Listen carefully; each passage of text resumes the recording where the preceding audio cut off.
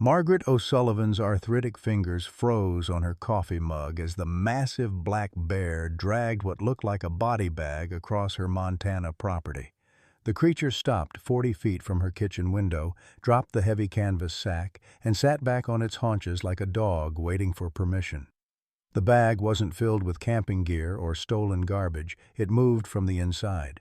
Her neighbor's dog began howling 3 properties over, a sound that cut through the morning silence like a funeral dirge. Birds erupted from the pine trees in a frantic cloud of wings and panic calls. Margaret's wedding ring clinked against the ceramic mug as her hands trembled, remembering Tom's voice from their last camping trip. "Bears don't bring gifts, Maggie. They take them." She reached for her phone with shaking fingers. No signal, as always in these mountains. What was in that bag, and why had a wild bear delivered it to her doorstep like some twisted offering? Leave a like and share your thoughts in the comments along with the city you're watching from now. Let's continue with the story. Margaret O'Sullivan had seen enough death in her 73 years to recognize when it was stalking her doorstep. The pancreatic cancer diagnosis 3 months ago had been delivered with the same clinical detachment she'd once used to inform families their loved ones wouldn't be coming home. Stage 3, the oncologist had said, maybe 6 months with treatment she couldn't afford on her meager FBI pension and Social Security. She'd chosen the cabin in Montana's Glacier National Park region precisely because it was 47 miles from the nearest hospital and 18 miles from her closest neighbor. When your time comes, she'd reasoned, better to meet it with dignity among the ponderosa pines than hooked to machines that would bankrupt what little she'd leave behind. The $2,847 monthly income barely covered her prescription medications and the cabin's basic needs, let alone the $180,000 cancer treatment her doctor had recommended with apologetic eyes. The isolation had seemed like mercy then. Now, watching a 600-pound black bear conducting what appeared to be a delivery service, Margaret wondered if she'd simply traded one kind of death for another. Her late husband Tom would have handled this differently. He'd have grabbed his rifle from the gun cabinet and fired a warning shot into the air, sent the bear scrambling back into the wilderness where it belonged.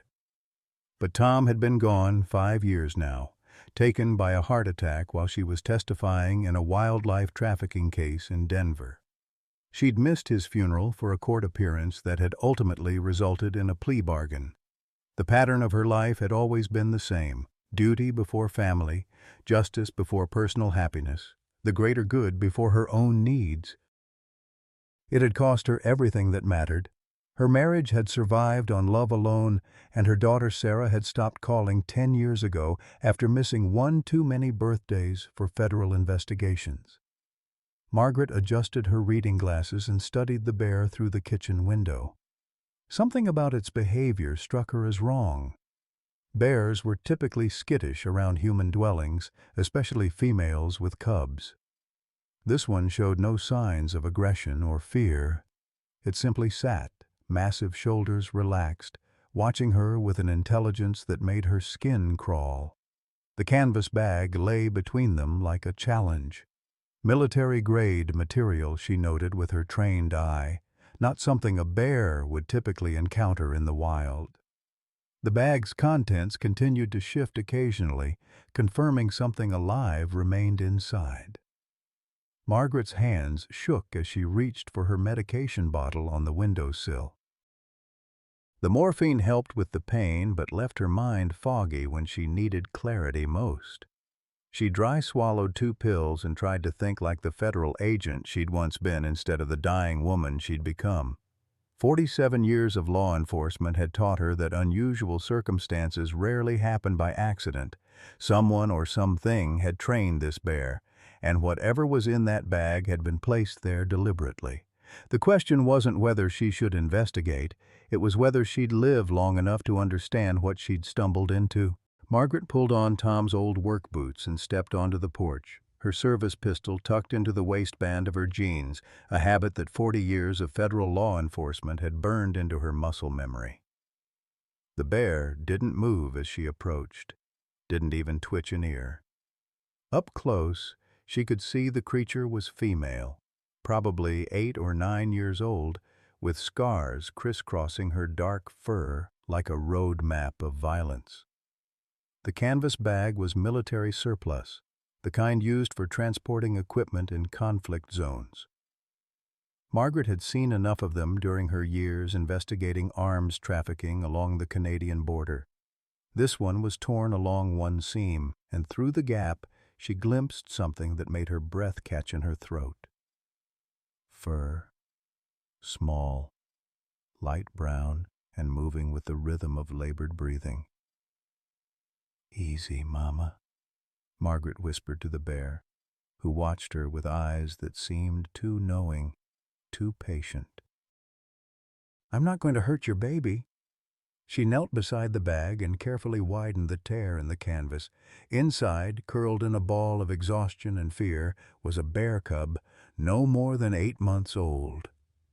His tiny chest rose and fell in rapid, shallow breaths, and his eyes, when they opened to look at her, held an intelligence that chilled her to the bone.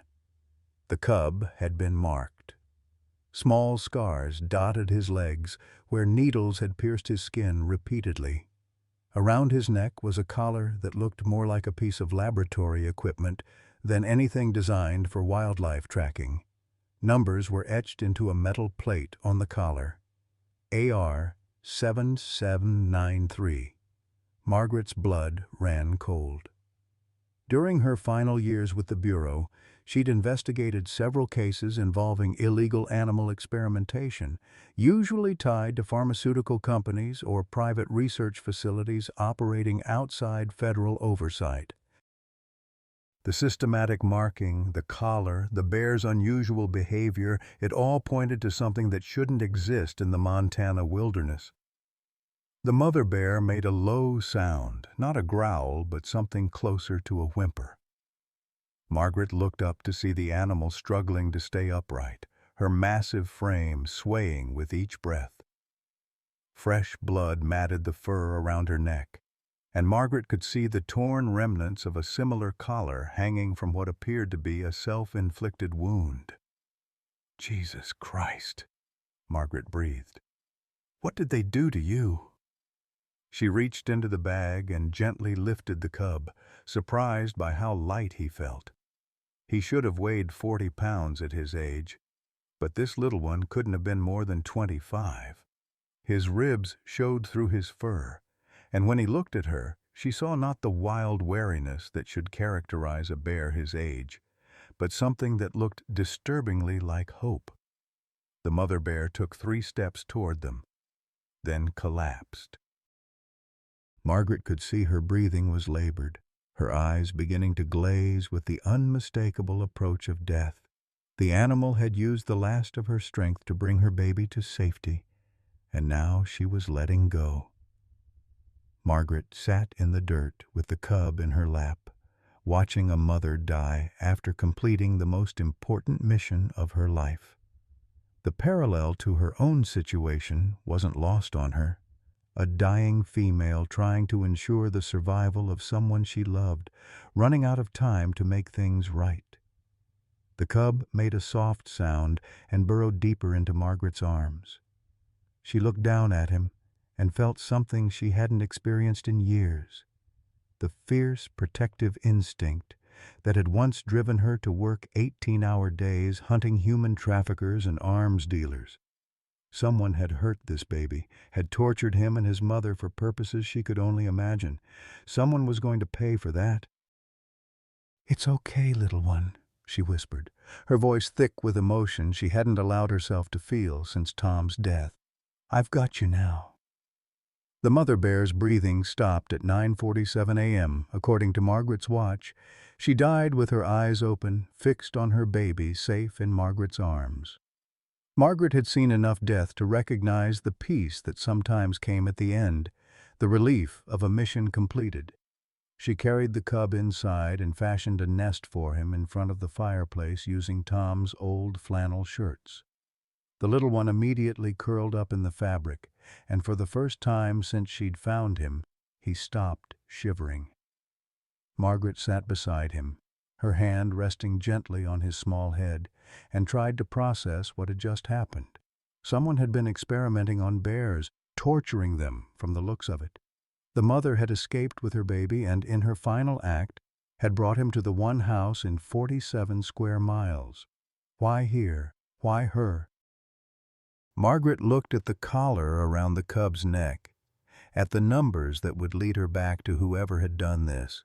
She thought about her cancer, about the months she had left, about the legacy she would leave behind. For the first time in 5 years, Margaret O'Sullivan had a case to solve. Margaret's hands trembled as she dialed the number she'd memorized, but never thought she'd use again. The veterinary clinic's receptionist answered on the third ring with the kind of practiced cheerfulness that came from dealing with pet emergencies all day. Glacier Valley Animal Hospital, this is Jenny speaking. I need to speak with Dr. Sarah Coleman immediately. Tell her it's about illegal animal experimentation. The line went quiet for a moment. Ma'am, Dr. Coleman is in surgery right now. Can I take a message? Tell her Margaret O'Sullivan called. Tell her I have a bear cub that's been tortured. And if she doesn't want to read about it in tomorrow's headlines, she'll get here within the hour. Margaret hung up before the receptionist could respond. She'd learned decades ago that sometimes you had to play hardball to get results, even with your own daughter. 43 minutes later, tires crunched on the gravel driveway. Margaret watched through the window as a white pickup truck with Glacier Valley Animal Hospital painted on the side pulled up next to her old Ford. The woman who climbed out was tall and lean, with graying brown hair pulled back in a practical ponytail and the kind of confident stride that came from years of handling large animals. Sarah Coleman looked exactly like her father, down to the stubborn set of her jaw and the way she surveyed her surroundings before approaching a new situation. She wore faded jeans, work boots, and a fleece jacket that had seen better days. At 42, she carried herself with the competence of someone who'd built a successful practice from nothing. But Margaret could see the wariness in her eyes as she approached the cabin. 10 years, Mom. 10 years without a phone call, a Christmas card, or even a goddamn birthday acknowledgement. Margaret opened the screen door but didn't step outside. I know, honey. But right now there's something more important than our family drama. More important? Sarah's voice cracked with a decade of suppressed anger. You missed my divorce, my son's birth, Dad's memorial service that you couldn't be bothered to attend because you were chasing some case in Oregon. What could possibly be more important than... She stopped mid-sentence as her eyes fell on the bear cub sleeping in the makeshift nest by the fireplace. Even from the doorway, Sarah could see the collar, the scars, the unnatural thinness of his frame. Jesus, she breathed, her veterinary training immediately overriding her personal grievances. What happened to him? That's what I need you to help me figure out. Sarah entered the cabin with the careful movements of someone accustomed to approaching traumatized animals. She knelt beside the cub and began a preliminary examination, her hands gentle but thorough as she checked his vitals and assessed his condition. This is systematic abuse, she said after several minutes, her voice tight with controlled anger. These scars are from repeated injections, probably over months. The collar isn't for tracking, it's for monitoring vital signs during experimentation. Whoever did this was collecting data. Margaret felt a familiar cold rage building in her chest, the same fury that had driven her through 4 decades of hunting predators. Can you help him? I can try. But Mom, this is bigger than veterinary care. This is federal wildlife crime. You need to call the Bureau. The Bureau thinks I'm a dying old woman who doesn't know when to quit. Sarah looked up from her examination, really seeing her mother for the first time. Margaret had lost at least 30 pounds since their last encounter, her clothes hanging loose on her diminished frame. Dark circles shadowed her eyes and her hands shook with more than just emotion. Mom, are you sick? Margaret avoided the question. Did you bring your equipment? I brought what I could. Sarah returned her attention to the cub, but Margaret could feel her daughter's professional assessment cataloging every symptom of her decline. He's severely malnourished and dehydrated. The stress from whatever they were doing to him has compromised his immune system. Without proper care, he won't last the week. The cub stirred at the sound of their voices, opening eyes that seemed far too old for his young face. When he saw Margaret, he made a soft sound and tried to crawl closer to her. The trust in that simple gesture broke something loose in Margaret's chest that she'd been holding tight for years. "He bonded with you," Sarah observed. "That's unusual for a wild animal, even a young one." "His mother brought him to me. She died right here in the yard after making sure he was safe." Sarah sat back on her heels, processing the implications. "Bears don't behave that way unless they've been conditioned to trust humans. Mom, whatever facility this cub came from, they weren't just experimenting on him, they were training him." Margaret thought about the mother bear's patient behavior, the way she'd delivered her baby like a package and waited to make sure Margaret understood before allowing herself to die. Training him for what? I don't know. But the level of conditioning required to override natural bear behavior. We're talking about months or years of systematic manipulation. Sarah's voice hardened. "This isn't research, Mom. This is torture." The cub whimpered and tried to stand, his weak legs barely supporting his weight. Margaret reached out instinctively, and he crawled into her lap with a trust that spoke of desperate need for protection. "We have to find where he came from," Margaret said. Sarah looked at her mother holding the broken cub, both of them damaged by forces beyond their control, both of them running out of time. "We? I need your help, Sarah. I can't do this alone anymore." For the first time in 10 years, mother and daughter looked at each other without the weight of old anger between them. They had found something that mattered more than their past. A helpless victim who deserved justice and protection. "Okay," Sarah said quietly. "Let's find the bastards who did this." The cub, whom Margaret had started calling Hope, refused to eat anything Sarah offered him. Commercial dog food, raw fish, even honey-soaked berries. Everything that should have appealed to a young bear was met with disinterest or outright rejection. It wasn't until Sarah noticed him sniffing around an old protein bar wrapper that they realized the horrible truth. He'd been conditioned to eat only processed laboratory feed. "This is deliberate malnutrition conditioning," Sarah explained as she prepared a makeshift formula in Margaret's kitchen. "They've trained his digestive system to depend on their specific nutrition blend. It's a control mechanism. Even if he escaped, he couldn't survive in the wild." Margaret watched Hope struggle to drink from the bottle Sarah had improvised, his natural suckling instincts warring with months of artificial feeding. "Bastards thought of everything, didn't they?" "It gets worse." Sarah showed Margaret the collar's internal mechanism after carefully removing it with wire cutters. "This isn't just monitoring equipment. See these small metal contacts? They were delivering electrical stimulation directly to his nervous system, classical conditioning through pain and reward." The implications made Margaret's stomach turn. Someone had been systematically breaking this baby's spirit, turning his natural instincts into learned helplessness. She thought of her own years hunting human traffickers who used similar psychological techniques on children, breaking them down to rebuild them as compliant victims. While Sarah worked to stabilize Hope's condition, Margaret retreated to her basement office, a converted storage room where she'd kept copies of old case files despite FBI regulations. If this was connected to wildlife trafficking, there would be patterns. Connections she could trace using the investigative skills that had defined her career.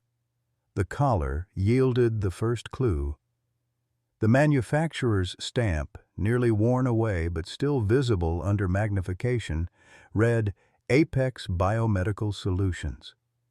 Margaret's fingers flew across her laptop keyboard as she searched federal databases she technically no longer had access to, using login credentials she'd memorized but never returned.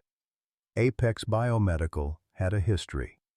3 facilities across Montana, Wyoming, and Idaho, all conducting behavioral research on large mammals under federal wildlife management grants. Dr. Marcus Reed served as Director of Operations, with an impressive academic background in animal psychology and a personal tragedy that explained everything. Reed's daughter, Emily, had been killed 5 years ago during a family camping trip in Yellowstone.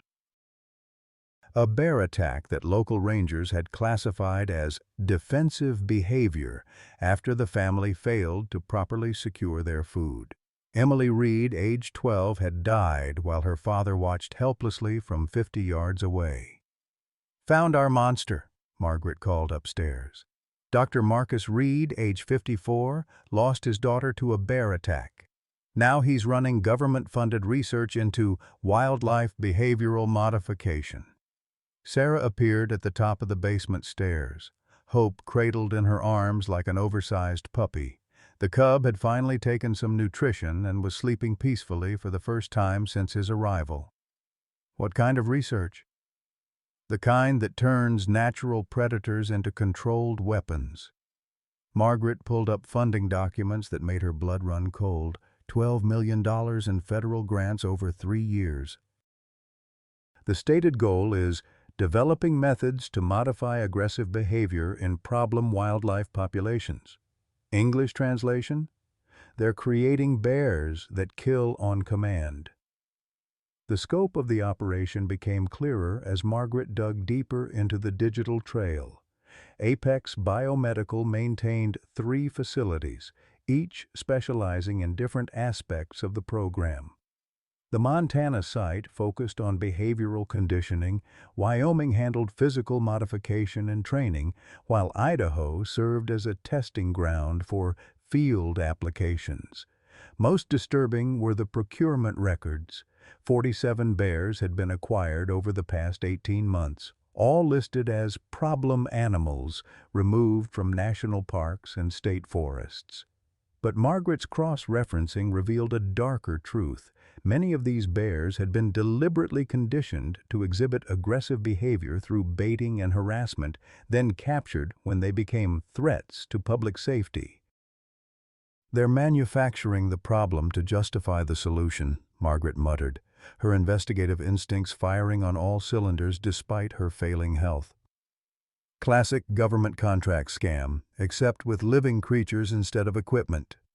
Sarah descended into the basement, leaving Hope sleeping upstairs. "Mom, I've been thinking about the timing. Why did Hope's mother bring him here specifically? There are other cabins in the area, forest service stations, even a ranger outpost 12 miles north." Margaret looked up from her computer, considering the question. "You're right. Random chance doesn't explain it." She pulled up aerial photographs of the surrounding area, marking all human structures within a 50-mile radius. Unless it wasn't random. The answer came from an unexpected source. While searching property records for Apex Biomedical facilities, Margaret discovered that her own cabin sat on land that had been surveyed for potential research sites 18 months ago. The company had approached the previous owner about leasing rights for wildlife observation studies, but had been turned down when Margaret's parents insisted on selling only to family. "They know about this place," Margaret said, her voice tight with realization. "They've been watching it, probably watching me since I moved here." Sarah went pale. "Mom, if they know who you are, if they know about your FBI background, then Hope's mother didn't choose this place randomly. She chose it because she somehow knew I'd understand what needed to be done." The sound of vehicles approaching cut through their conversation. Margaret killed the basement lights and moved to the narrow window that offered a view of the driveway. 3 black SUVs were pulling up to the cabin, their occupants moving with the coordinated precision of a tactical team. "Sarah, take Hope and get to the storm cellar. Margaret whispered, her old training taking over. There's a tunnel that leads to the tree line. If this goes bad, you run and don't look back. I'm not leaving you here alone. You're not FBI, honey. You don't know how to handle this kind of confrontation, and you're dying of cancer. You can't handle it either. They stared at each other in the dim basement light, both recognizing the truth in the other's words. Margaret was no longer the agent who'd once taken down arms dealers and human traffickers. Sarah was a veterinarian whose biggest crisis involved putting down someone's beloved pet. Neither of them was equipped for what was about to happen. The doorbell rang upstairs, followed by a polite knock that fooled no one. Margaret could see armed figures positioning themselves around the cabin's perimeter, their movements visible through various windows. Professional, coordinated, and definitely not local law enforcement. Dr. Coleman, Mrs. O'Sullivan, my name is Dr. Marcus Reed. I believe you have something that belongs to my research facility. His voice carried through the door with the kind of cultured authority that Margaret had learned to mistrust during her federal career. Men like Reed believed their education and credentials gave them the right to reshape the world according to their vision, regardless of who got hurt in the process. Margaret climbed the stairs slowly, Sarah following with Hope still sleeping in her arms. The cub's peaceful breathing seemed obscene in the face of what was approaching, a confrontation between a dying old woman and a man who had unlimited government funding to cover his crimes. "What do we do?" Sarah whispered. Margaret looked at Hope, remembering the trust in his eyes when he'd crawled into her lap, thinking about his mother's final act of love and desperation. 40 years of law enforcement had taught her that sometimes the only choice was between bad and worse, between surrender and a fight you couldn't win. "We do what his mother did," Margaret said quietly. "We protect him no matter what it costs." She moved to the front door, her service weapon within easy reach, and prepared to face the man who had turned innocent animals into weapons and called it science. Behind her, Sarah held Hope close, both of them depending on a woman who was running out of time to save them all. Through the window, Margaret could see Dr. Reed approaching the porch. He was younger than she'd expected, probably in his early 50s, with the kind of confident bearing that came from never having his authority questioned. Behind him, she counted at least 6 armed men, all wearing the tactical gear of private security contractors. They had come prepared for resistance. Margaret smiled grimly, feeling more alive than she had in months. After 5 years of waiting to die, she finally had something worth fighting for. "Dr. Reed," she called through the door, "I assume you're here about the bear cub." "Indeed I am, Mrs. O'Sullivan. I think we need to have a conversation about federal property and the consequences of interfering with government research." Margaret's hand moved to her weapon. "I think we do too." Margaret opened the door with her service weapon visible but not raised, a calculated display of preparedness that had served her well during decades of federal investigations.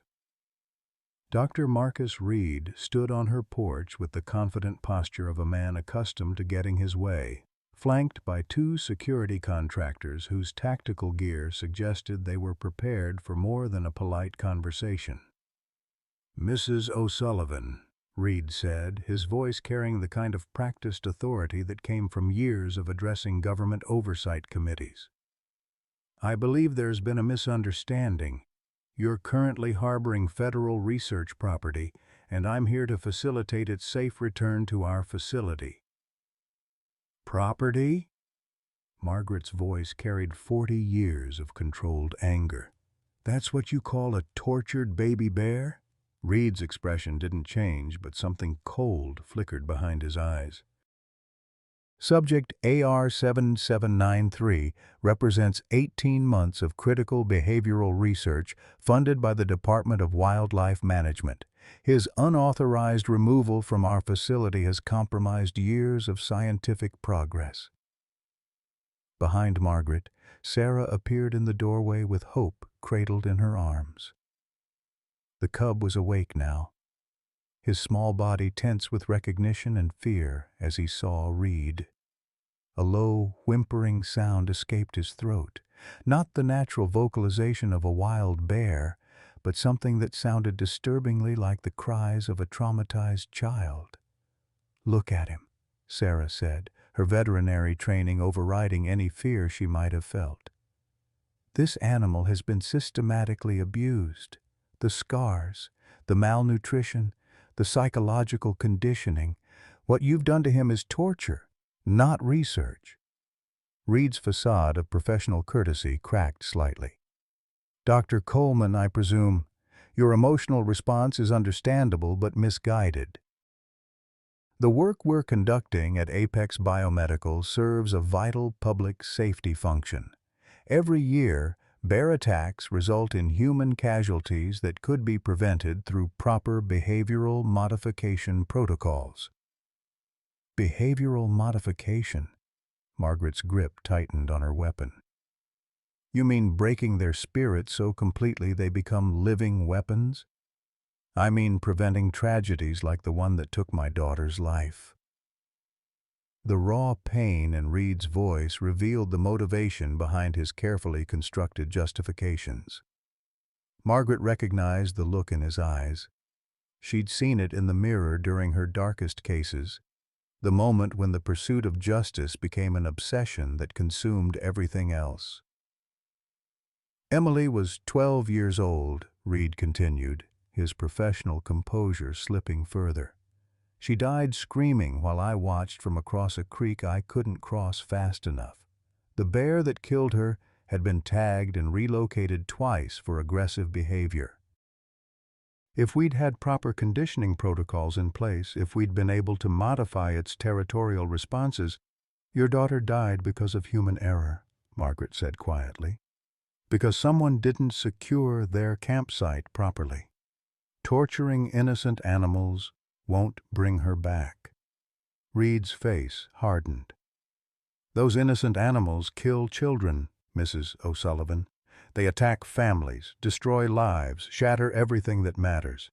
My research ensures that never happens again." One of the security contractors shifted position, and Margaret caught the subtle movement in her peripheral vision. These men weren't here for a polite negotiation. They were positioned for extraction, with lethal force authorized if necessary. "How many?" Margaret asked. "How many bears have you destroyed in the name of preventing tragedies that might never happen?" 47 subjects have contributed to our research over the past 18 months. Each one represents data that will save human lives." Sarah made a sound of disgust. 47 bears tortured and killed because you can't process your own grief." Reed's carefully maintained control finally shattered. "You have no idea what you're talking about. You didn't watch your child die. You didn't spend nights listening to her screams echoing in your head. Everything I've done, every sacrifice I've made, has been to ensure no other parent experiences that hell." The raw anguish in his voice might have been sympathetic under other circumstances, but Margaret had spent too many years watching criminals justify their actions with personal tragedy. Pain didn't excuse evil. It just explained it. "Dr. Reed," she said, her voice carrying the authority that had once commanded respect in federal courtrooms, "I understand your loss. I've buried people I loved, too. But what you're doing here isn't justice. It's revenge against an entire species for the actions of one animal." "You don't understand anything," Reed snarled. "That bear, that specific bear, is still out there. We tagged it. We've been tracking it for 3 years. AR-7793's mother was part of the same population group. By conditioning her offspring, we're eliminating the genetic and behavioral patterns that create aggressive individuals." Margaret felt the pieces clicking into place with horrible clarity. "You didn't just capture random problem bears. You've been targeting specific family groups, using the cubs to manipulate adult behavior. We've been conducting comprehensive population management through selective conditioning. When we modify juvenile subjects and reintroduce them to their family groups, we can influence pack dynamics across entire territories. Sarah's face went white. You're using traumatized babies as Trojan horses to destroy bear families from within. We're preventing future attacks through scientifically sound behavioral modification.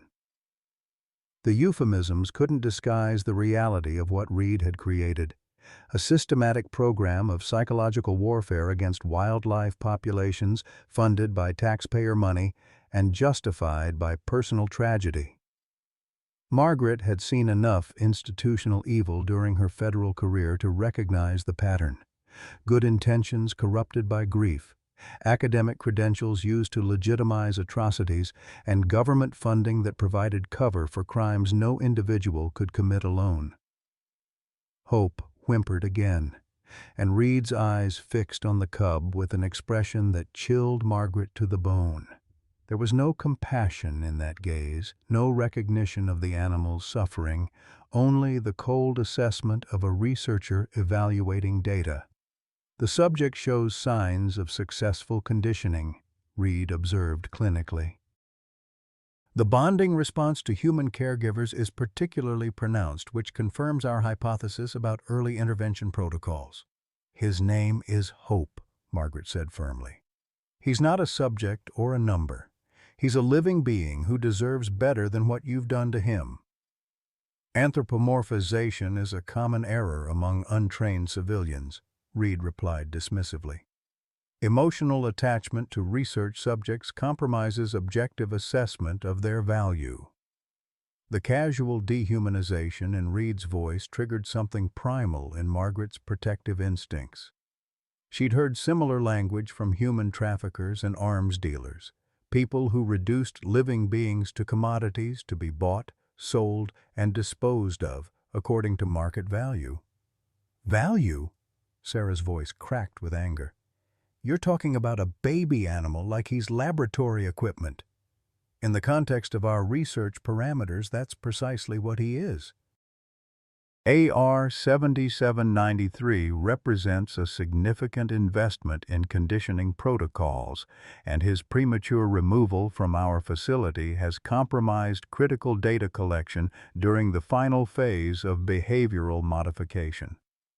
Margaret felt her cancer-weakened body flooding with adrenaline as her old instincts took over. 40 years of federal law enforcement had taught her to recognize the moment when negotiation became impossible, when the only choice was between surrender and violence. "Dr. Reed," she said quietly, "I want you and your men to leave my property immediately. Take your research and your justifications and get out."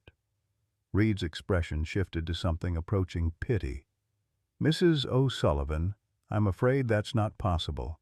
Federal funding provides us with broad authority regarding wildlife management issues. Local law enforcement has no jurisdiction over our operations." "I'm not local law enforcement. You're a retired agent with no authority and terminal cancer. Did you think we wouldn't investigate your background before approaching your property?" The casual mention of her diagnosis sent ice through Margaret's veins.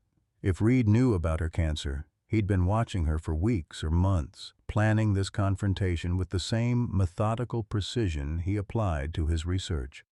"You've been surveilling me. We've been monitoring potential interference with our operations. Your property was identified as a possible extraction point based on geographical analysis and your professional background." Margaret realized with growing horror that Hope's mother hadn't chosen her cabin randomly. She'd been driven here as part of Reed's plan, her escape route predetermined by the same mind that had tortured her baby for 18 months. "You wanted her to bring him here?" Margaret whispered. Reed smiled for the first time since arriving, and it was the most terrifying expression Margaret had ever seen. "Field testing requires realistic scenarios, Mrs. O'Sullivan. We needed to observe subject behavioral responses under authentic rescue conditions." The truth hit Margaret like a physical blow, stealing her breath and making her knees weak. Hope's mother hadn't escaped. She'd been released, driven to the cabin like a lab rat through a maze, her maternal instincts weaponized against her own baby. Every moment of hope Margaret had felt, every surge of protective love, had been orchestrated by the man standing on her porch. "You killed her," Margaret whispered, her voice barely audible. "You let her think she was saving him, and then you let her die believing she'd found safety." Reed's smile widened. The maternal subject served her purpose admirably. Her stress responses during the directed escape sequence provided valuable data about parent-offspring bonding under extreme duress. The fact that she expired from exhaustion shortly after delivery was unfortunate but not unexpected given her condition. Sarah made a sound like a wounded animal, clutching Hope tighter to her chest. The cub seemed to sense the danger in the air, his small body trembling as memories of past trauma surfaced.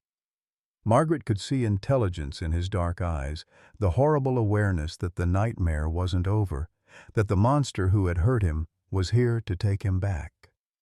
The sedative compounds we use during conditioning create a delayed stress response, Reed continued with clinical detachment. Mother bears exposed to our protocols show decreased survival rates, particularly when separated from offspring. It's a side effect we're working to minimize in future iterations. Margaret's hand moved instinctively toward her weapon, but one of Reed's security contractors shifted position, his own firearm now visible. The message was clear. Any aggressive movement would be met with overwhelming force. "You're insane," Sarah breathed. "You're talking about torture and murder like it's a research project. I'm talking about preventing human casualties through scientific methodology," Reed corrected. "Every variable must be controlled, every outcome measured. Emotional responses like yours are precisely why this work requires institutional oversight rather than individual sentiment." The cold calculation in his voice reminded Margaret of the worst criminals she'd encountered during her federal career, predators who had learned to disguise their pathology behind legitimate-sounding justifications. Reed wasn't just conducting illegal experiments, he was enjoying them, feeding off the suffering he caused in the name of preventing his daughter's tragedy from recurring. "How many children do you think you've saved, Dr. Reed?" Margaret asked, her voice steady despite the rage building in her chest. "How many bear attacks have your torture sessions actually prevented?" For the first time, Reed's confidence flickered slightly. "Our research is still in the development phase. Practical applications will be implemented once conditioning protocols are perfected." "So, none. You've tortured 47 innocent animals and haven't saved a single human life. Prevention is difficult to quantify in terms of specific incidents avoided," Reed said defensively. "The value of our work lies in long-term population management strategies." Margaret recognized the academic doublespeak that criminals often used when pressed for concrete results. Reed's research had no practical application beyond satisfying his own psychological needs. The torture was the point, not the prevention. Hope whimpered and tried to burrow deeper into Sarah's arms as Reed's gaze fixed on him again. The man's eyes held the same predatory focus Margaret had seen in child abusers and serial killers, the look of someone who derived satisfaction from absolute power over helpless victims. "Subject AR-7793 represents our most successful conditioning sequence to date," Reed said, reaching toward the cub. "His neural pathways have been optimally modified for human dependency and emotional compliance. In many ways, he's more psychologically stable than wild specimens." Sarah stepped back, shielding Hope with her body. "Don't touch him. Dr. Coleman, your interference is compromising valuable research data. The subject requires immediate return to our facility for final conditioning phases." "Final phases?" Margaret's blood turned to ice. "What kind of final phases?" Reed's mask of professional courtesy finally slipped completely, revealing the cold satisfaction underneath. "Termination and necropsy." We need to examine the neurological modifications to confirm successful implementation before applying the protocols to the remaining subjects. The casual announcement of Hope's planned execution hit Margaret like a physical assault. This man wasn't just torturing animals. He was breeding them, conditioning them, and then killing them to study the damage he'd inflicted. The scientific methodology was just window dressing for systematic sadism. "You're going to kill him," Sarah said, her voice breaking. "After everything you've put him through, you're going to murder him for an autopsy. We're going to complete the research sequence that his conditioning represents. The knowledge gained from his sacrifice will inform protocols that protect countless human lives." Margaret felt something fundamental shift inside her chest, a cold fury that had nothing to do with her federal training and everything to do with the maternal instincts that Reed had inadvertently awakened. She looked at Hope, traumatized, trusting, dependent on her protection, and saw every victim she'd failed to save during 40 years of law enforcement. "No," she said quietly. Reed raised an eyebrow. "I'm afraid you don't have a choice in the matter, Mrs. O'Sullivan. Federal authority supersedes local preferences." "I said no." Margaret's voice carried the absolute conviction of someone who had nothing left to lose. "You're not taking him." The security contractors tensed, hands moving toward their weapons as the atmosphere in the room shifted toward violence. Margaret could feel the familiar pre-confrontation tension that had preceded every dangerous arrest during her federal career, the moment when words gave way to action and someone's life hung in the balance. But this time, she wasn't representing federal authority or institutional justice. This time, she was a dying woman protecting a helpless baby from a monster who wore a doctor's credentials like camouflage. "Mrs. O'Sullivan," Reed said with exaggerated patience, "you're suffering from terminal cancer and significant emotional distress. Your judgment is clearly compromised by your condition. I'm prepared to overlook your interference in exchange for voluntary compliance." "Fuck your compliance," Margaret snarled, her composure finally cracking. "And fuck your research. You're not getting your hands on this baby again." Reed's expression hardened into something ugly and predatory. "Then you're choosing to obstruct federal wildlife management operations. The consequences of that choice will extend beyond yourself to Dr. Coleman and her family." The threat against Sarah and her son hit Margaret like a physical blow, but it also crystallized her resolve. Reed wasn't just a sadistic researcher. He was a predator who had learned to use government authority to protect himself while destroying everything he touched. Margaret had spent 40 years hunting men exactly like him, and she'd learned that sometimes the only way to stop a monster was to become something equally dangerous. Her cancer might be killing her, but she still had enough strength left for one final case. "Sarah," she said quietly, never taking her eyes off Reed, "take Hope to the storm cellar. Lock the door and don't come out until I call for you." "Mom, I'm not leaving you here alone with them." "Yes, you are. Because this is what I'm good at, and it's what I have left." Margaret's hand moved to her service weapon as Reed gestured to his security team. The final confrontation was beginning, and only one side would walk away from it.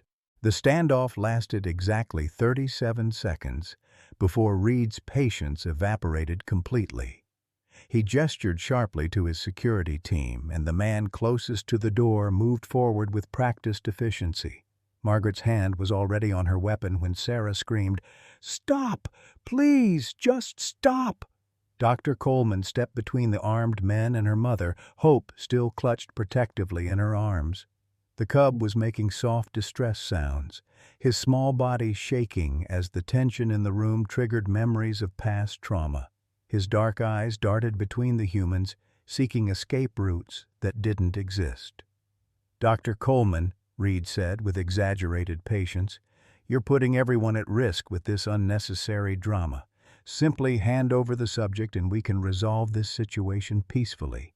"His name is Hope," Sarah said firmly, but Margaret could hear the fear in her daughter's voice.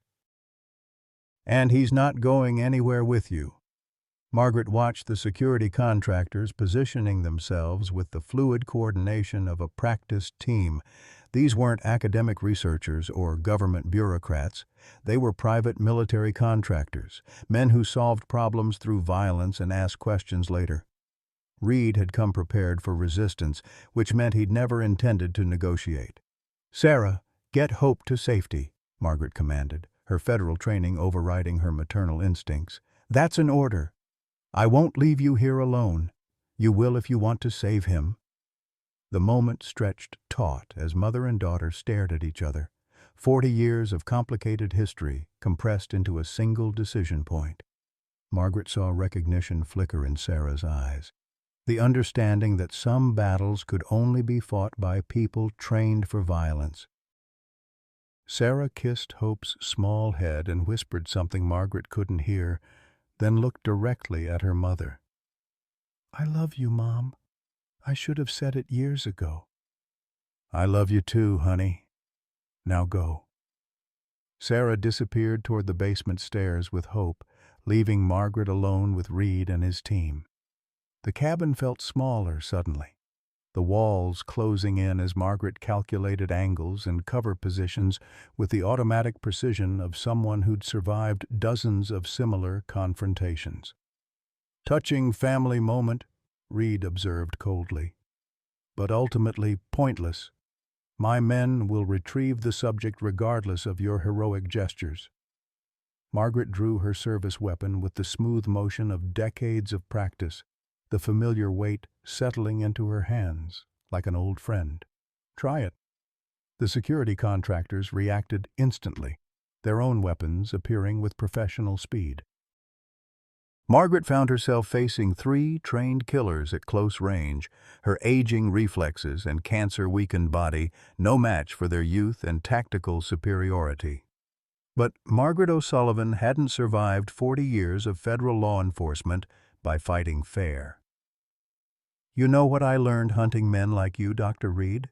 she said conversationally, keeping her weapon trained on the nearest contractor. "The ones who hide behind credentials and government authority are always the biggest cowards when someone finally stands up to them." Reed's face flushed with anger.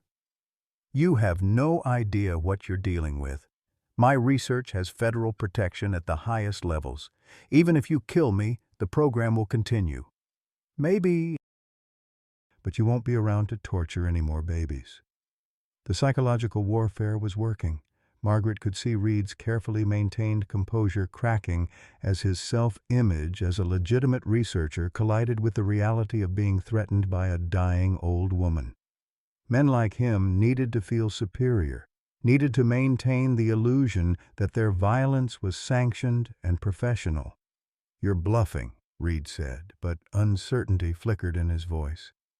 "You won't risk your daughter's life for an animal." Margaret smiled with genuine warmth for the first time since the confrontation began.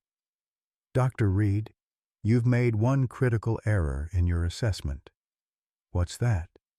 "You assumed I'm afraid to die." The truth hit Reed like a physical blow. He'd built his entire strategy around leverage, threatening consequences that a normal person would fear. But Margaret was already dying, already lost everything that mattered except the chance to save one innocent life. Fear had no power over someone with nothing left to lose. "Take them down," Reed snapped to his security team. The basement erupted in gunfire and chaos. Margaret dove behind her father's old recliner as bullets shredded the furniture around her, her mind automatically cataloging threats and opportunities with the cold precision that had kept her alive through countless federal operations. The contractors were good, but they were operating in an unfamiliar environment against someone who knew every corner of the cabin. Margaret used their coordination against them, forcing them to worry about crossfire while she moved through cover her father had unknowingly provided during decades of furniture arrangement. The first contractor went down when he tried to flank her position through the kitchen.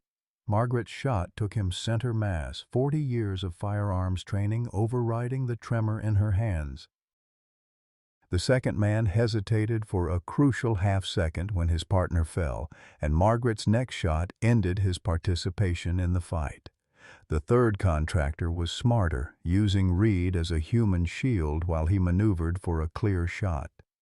Margaret found herself in the worst possible tactical position, a target-rich environment where she couldn't fire without risking civilian casualties.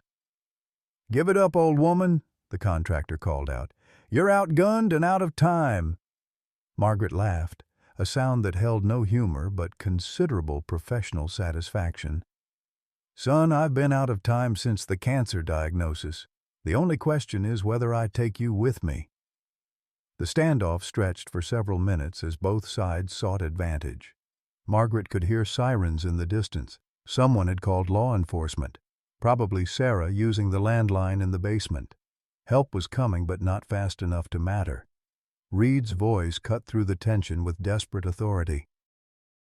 "This is a federal operation. Any interference with our mission constitutes obstruction of justice." "Tell it to the judge," Margaret replied, shifting position as she spoke.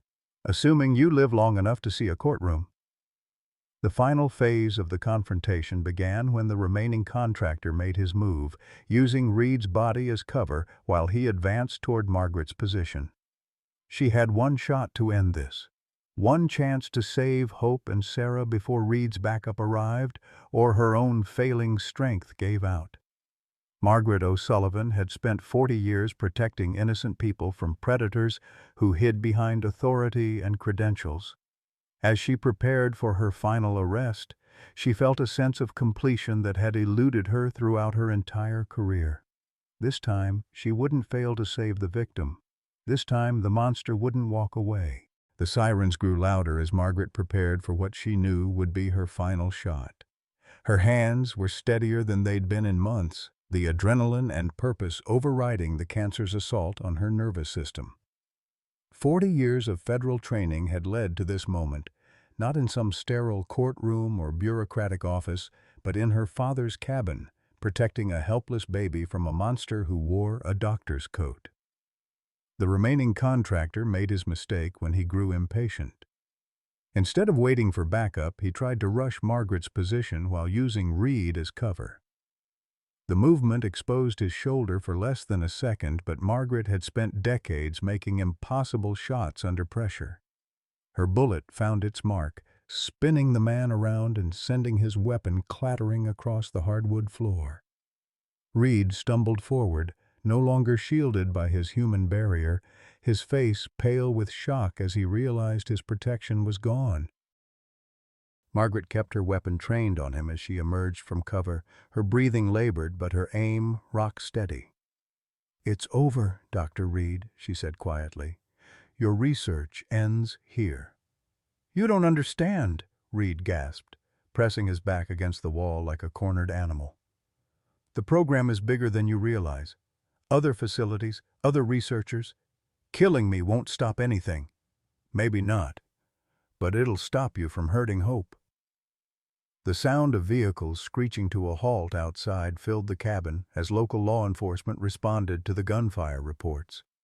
Margaret could hear doors slamming, voices shouting commands, boots pounding up the porch steps. In moments, the cabin would be flooded with officers who would sort out the jurisdictional nightmare that Reed's federal credentials represented. "FBI, drop your weapons and show me your hands."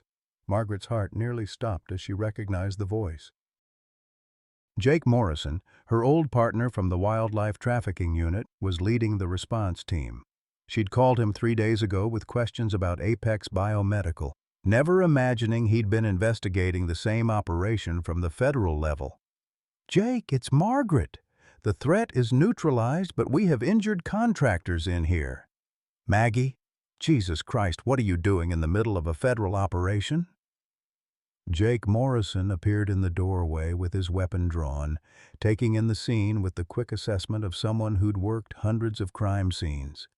His eyes moved from the wounded contractors to Reed cowering against the wall, then settled on Margaret with a mixture of relief and exasperation. Stand down, Maggie. We'll take it from here. Not until I know Hope is safe. Hope? The bear cub. Reed's been torturing him for 18 months as part of some twisted revenge fantasy. He was planning to kill him for an autopsy. Jake's expression hardened as he looked at Reed. Dr. Marcus Reed, you're under arrest for violations of the Federal Animal Welfare Act, conspiracy to commit fraud, and about a dozen other charges we're still cataloging. Reed straightened with desperate dignity. I demand to speak with my federal liaison. This entire operation has oversight approval from the Department of Wildlife Management. Had oversight approval, Jake corrected. Past tense. Your federal funding was suspended yesterday when our investigation revealed what you've really been doing with taxpayer money. The revelation hit Reed like a physical blow. His carefully constructed world of legitimate research and government protection crumbled in an instant, leaving him exposed as what he'd always been. A grief-stricken father who'd turned his pain into a weapon against innocent creatures. "My daughter," Reed whispered, his voice breaking. "Everything I did was for Emily, to prevent other families from experiencing what we went through." Margaret lowered her weapon as paramedics entered the cabin to treat the wounded contractors. "Dr. Reed, I understand your loss. I've buried people I loved too, but torturing innocent animals won't bring Emily back. It won't heal your pain. It'll only create more suffering in the world."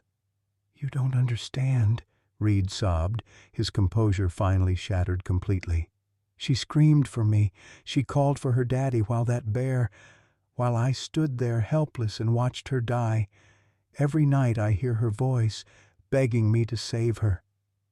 Sarah emerged from the basement with Hope in her arms, the cub clinging to her with the desperate trust of someone who'd learned that humans could be either saviors or torturers.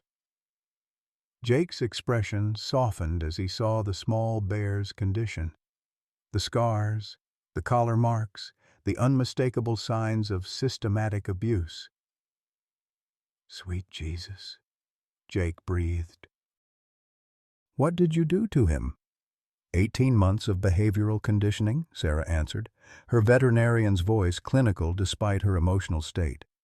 Psychological torture designed to break his natural instincts and replace them with learned helplessness. Jake looked at Reed with the disgust of someone who'd spent his career hunting animal abusers. "You're going to federal prison for a very long time, Doctor. And when word gets out about what you did to these bears, you're going to find that other inmates don't look kindly on people who torture helpless animals." As Reed was led away in handcuffs, still mumbling about his daughter and the research that would prevent future tragedies, Margaret felt a profound exhaustion settling into her bones.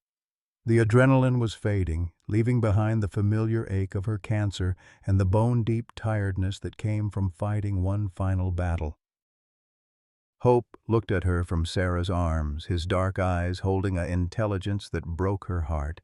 He would carry the scars of his captivity forever, but he was alive. He was safe. The monster who'd hurt him would never have the chance to harm another innocent creature. "What happens to him now?" Margaret asked Jake. "Rehabilitation, if possible. Your daughter's already volunteered to oversee his care at a wildlife facility she's setting up. He'll never be able to return to the wild, but he can live out his natural lifespan in safety." Margaret nodded, satisfied that Hope's future was secure. She'd accomplished what his mother had asked of her. She'd protected him from the monsters who'd tried to break his spirit. The circle of protection that had begun with the dying bear's final act of love was complete. "Mom," Sarah said softly, "you did it. You saved him." Margaret looked at her daughter and grandson of her heart, feeling a peace she hadn't experienced since Tom's death. "We saved him, honey, all of us together." 6 months later, Margaret O'Sullivan sat on the wraparound porch of Sarah's newly expanded Wildlife Rehabilitation Center, watching her 8-year-old grandson Tommy read a picture book to Hope through the safety glass of the bear's spacious enclosure. The cancer treatment funded by her federal witness protection benefits had bought her precious time. The doctors now spoke cautiously of remission rather than terminal diagnoses. Hope had grown into a magnificent young adult bear, his dark fur glossy with health and his eyes bright with the contentment that came from safety and routine. The psychological scars from his captivity would never fully heal, but under Sarah's expert care, he'd learned to trust again. Children from local schools visited weekly to learn about wildlife protection, and Hope had become an unlikely ambassador for his species, gentle with visitors, patient with photographers, and somehow understanding that his story served a larger purpose. "Grandma Maggie," Tommy called out, using the name that never failed to warm Margaret's heart. "Hope wants to know if you'll tell him the story about his mama again." Margaret smiled, rising from her rocking chair with only minimal stiffness. The chemotherapy had been brutal, but at 74, she'd survived worse challenges. "I think I can manage that, sweetheart." Sarah appeared from the veterinary clinic, her face bright with the satisfaction that came from meaningful work. She'd left her comfortable small animal practice to dedicate herself to wildlife rehabilitation, using the federal reward money from exposing Reed's operation to build one of the most advanced facilities in the Northwest. Her divorce had been finalized quietly, and she'd found love again with Dr. David Chen, a wildlife biologist who shared her passion for conservation. "How's our boy today?" Sarah asked, joining Margaret at Hope's enclosure. "Peaceful?" Margaret replied, watching the bear settle into his favorite sunny spot. "Content, I think, as much as possible given everything he's been through." The legal aftermath of Reed's arrest had made national headlines. Hope's Law had been signed into federal legislation, creating stronger penalties for wildlife trafficking and establishing oversight protocols for animal research facilities. 23 people had been indicted in connection with the Apex biomedical conspiracy, and 67 bears had been rescued from similar facilities across 6 states. Reed himself had received a 15-year federal sentence, though Margaret doubted he'd survive long in prison. Men who hurt children and animals rarely fared well among their fellow inmates, and Reed's privileged background made him a particular target. She felt no satisfaction in his downfall, only sadness for the brilliant researcher he might have been if grief hadn't twisted his purpose. "Margaret, you have visitors," David announced from the clinic entrance. A small convoy of vehicles was pulling into the parking area, led by Jake Morrison's familiar FBI sedan. Behind him came a bus filled with elderly visitors, residents from the assisted living facility in Kalispell, who made monthly trips to see Hope and hear Margaret's presentation about wildlife protection. "Mrs. O'Sullivan," called out Eleanor Hawkins, an 82-year-old former schoolteacher who'd become one of Margaret's most devoted supporters. "We brought someone special to meet you." A young woman in her early 30s climbed down from the bus, her movements careful as she supported a small child who couldn't have been more than 4 years old. The woman approached Margaret with nervous excitement, her eyes bright with unshed tears. "Mrs. O'Sullivan, I'm Jennifer Patterson. This is my daughter Emma." The woman's voice trembled with emotion. 5 years ago, my older daughter was killed in a bear attack in Yellowstone. Her name was Emily Reed." Margaret's breath caught in her throat as she realized who stood before her. Dr. Reed's ex-wife and surviving child, the family he'd left behind in his obsessive pursuit of revenge against an entire species. "Emily would have been 17 this year," Jennifer continued. "After the divorce, Marcus became obsessed. He couldn't accept that the attack was just a terrible accident, that no one was to blame. He needed someone to punish, some way to control what couldn't be controlled." Little Emma hid behind her mother's legs, peeking out at Hope with the natural curiosity of childhood. The bear noticed her attention and moved closer to the glass, settling down so he was at the child's eye level. "Emma has nightmares sometimes," Jennifer explained. About the bad man who hurt animals. But when she heard about Hope on the news, about how you saved him, she wanted to come see for herself that he was okay. Margaret knelt slowly, bringing herself to Emma's height. Would you like to say hello to Hope? He's very gentle, and he loves meeting new friends. The little girl nodded solemnly and approached the glass barrier. Hope pressed his nose against the transparent wall, his breath fogging the surface as he studied this new visitor. Emma placed her small hand on the glass where Hope's paw rested on the other side. He's not scary, Emma whispered in wonder. He's just sad. That's right, sweetheart. He was very sad for a long time, but now he's learning to be happy again. Jennifer wiped tears from her eyes. I wanted to thank you, Mrs. O'Sullivan, for stopping Marcus before he could hurt more animals, for showing Emma that bears aren't monsters, just creatures trying to survive like the rest of us. Margaret stood slowly, her heart full of the kind of satisfaction that had eluded her throughout her federal career. Emily would be proud of the woman you've become and the mother you are to Emma. As the afternoon sun slanted through the pines, casting long shadows across the rehabilitation center, Margaret reflected on the strange journey that had brought them all together. A dying bear's final act of love had saved not just her baby, but had awakened something in Margaret that she'd thought was lost forever, the capacity to be a mother, a grandmother, a protector of innocence. Tommy climbed into her lap as they watched Hope interact with his visitors, the bear's gentle nature evident in every movement. Sarah sat beside them, her hand resting on Margaret's shoulder, the distance of 10 years finally bridged by shared purpose and unconditional love. Tell me again about Hope's mama, Tommy requested, settling against Margaret's chest. She was the bravest mother in the whole world, Margaret began, her voice carrying across the peaceful clearing, and when the time came, she knew exactly where to bring her baby to keep him safe. Hope looked up at the sound of her voice, his dark eyes holding the wisdom that came from surviving the worst that humans could offer and discovering the best they were capable of becoming. He was living proof that broken things could heal, that trust could be rebuilt, and that sometimes the most unlikely people became family when it mattered most. In the distance, the mountains of Glacier National Park rose against a sky painted with the colors of sunset, eternal and unchanging.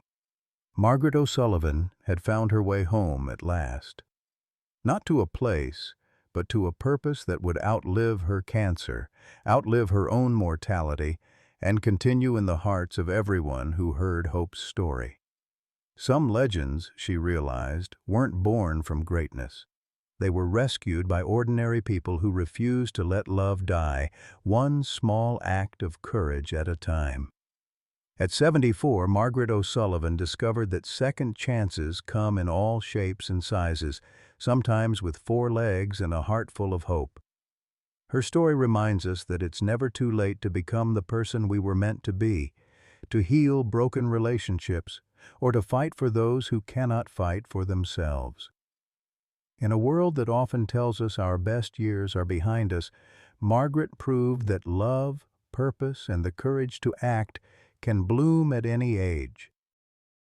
What forgotten dreams might be waiting for your own second chance? When did you last feel the fire of protecting something innocent and precious? Share your thoughts in the comments below. We'd love to hear about the moments that reminded you what truly matters in life.